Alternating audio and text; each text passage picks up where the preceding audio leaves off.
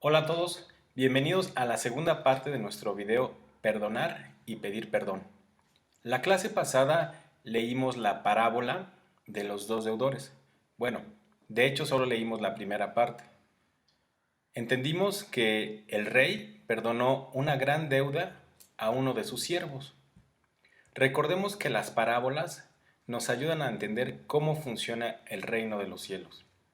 El rey es una alusión a Dios. Y los siervos, o el siervo en este caso, somos nosotros.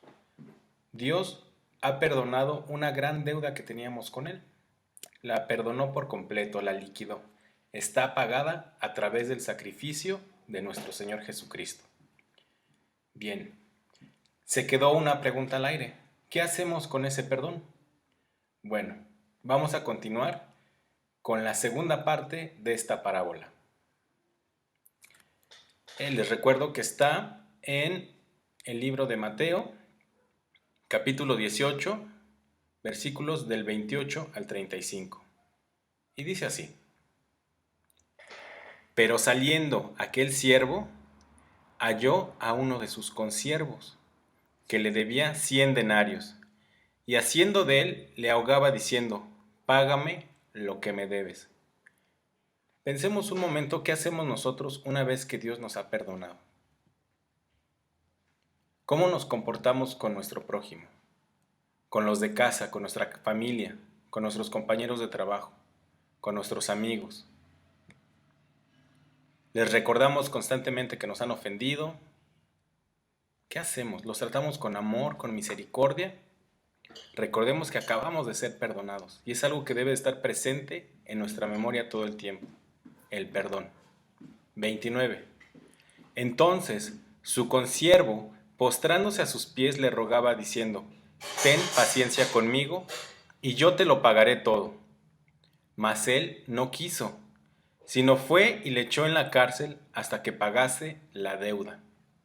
Nuevamente veamos este comportamiento. Muchas veces nosotros nos comportamos de esa forma. Tratamos a los demás sin misericordia y nosotros sí pedimos misericordia. Como la pregunta que hizo Pedro, ¿no? Siempre tomamos la postura de que somos los ofendidos. Y no nos damos cuenta que nosotros constantemente ofendemos también. De entrada a Dios. Entonces, esta parábola nos enseña que debemos de utilizar este perdón que Dios nos ha dado para perdonar a los demás y para pedir perdón. Continuamos. 32. Entonces, llamándole su señor, le dijo: Siervo malvado, toda aquella deuda te perdoné porque me rogaste. 33. ¿No debías tú también tener misericordia de tu consiervo, como yo tuve misericordia de ti? 34. Entonces su señor enojado le entregó a los verdugos, hasta que pagase todo lo que le debía. 35. Así también mi Padre Celestial hará con vosotros, si no perdonáis de todo corazón, cada uno a su hermano sus ofensas.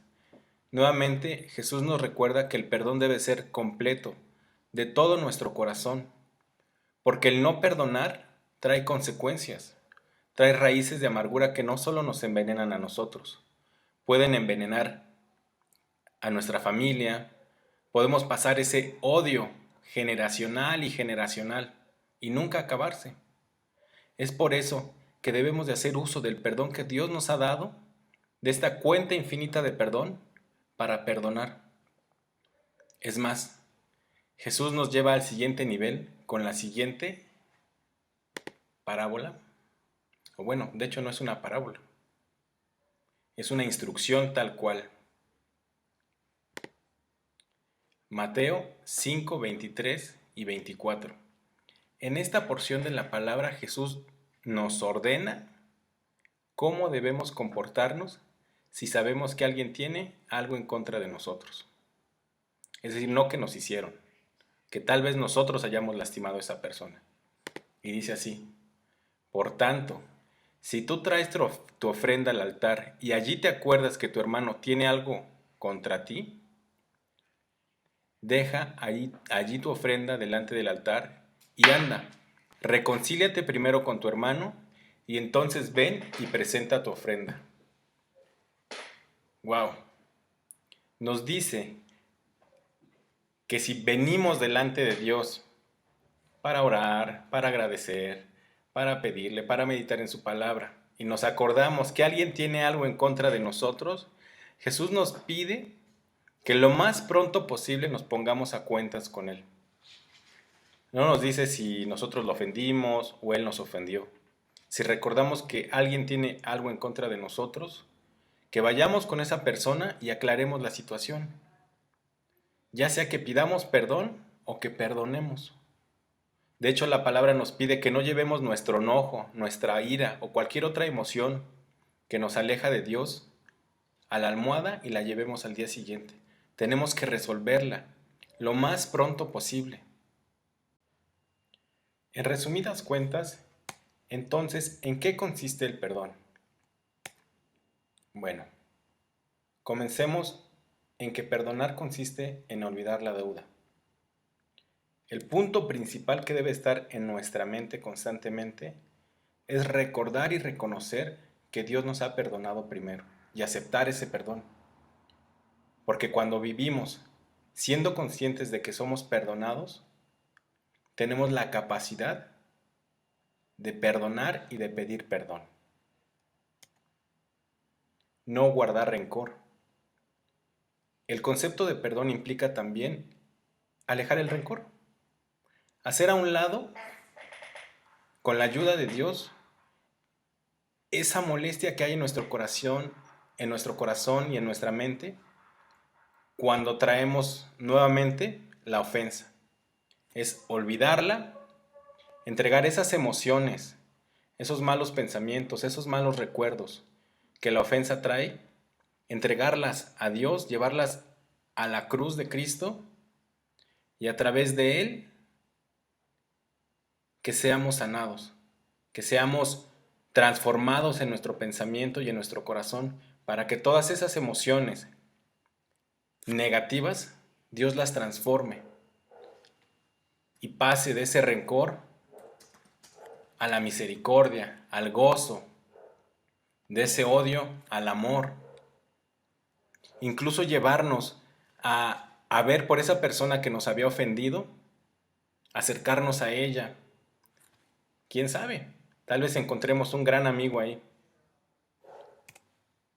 Ser libre.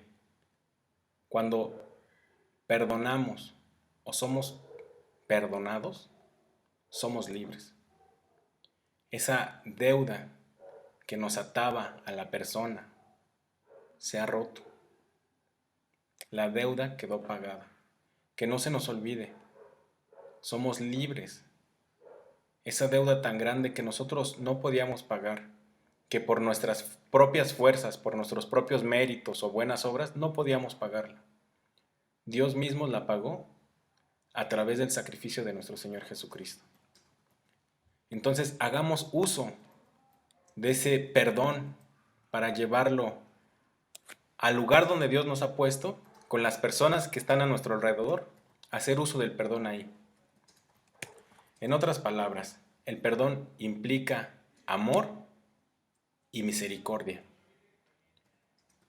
Constantemente recapacitemos, traigamos a nuestra mente, a nuestro presente, antes de ponernos en el papel de víctima, que nosotros fuimos perdonados primero. Y que Cristo nos pide, es una instrucción, es una orden, arreglar las cosas lo más pronto posible. La persona que ama a Dios intrínsecamente tiene que perdonar. Entiendo que las relaciones sociales nos llevan a tener diferencias, malos entendidos, pero eso no es excusa para no pedir perdón. Tenemos que hacerlo, es un recurso de todos los días. Bueno, entonces, para resumir estos 2 episodios, un siervo tiene que aprender a perdonar y a pedir perdón. Su vida, su caminar, tiene que llevar esta característica. Tiene que tener este rasgo. No puede ser una persona fría. No puede ser una persona que se le resbale todo. allí habría una incongruencia. Muchas gracias.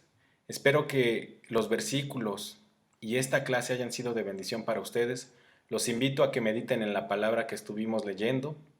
Recuerden que quien hace el cambio no es el predicador, sino la palabra. En la medida que meditemos en ella, que abramos nuestra Biblia, que la escudriñemos, Dios se manifestará a nosotros y conviccionará nuestro corazón. Muchas gracias y hasta luego.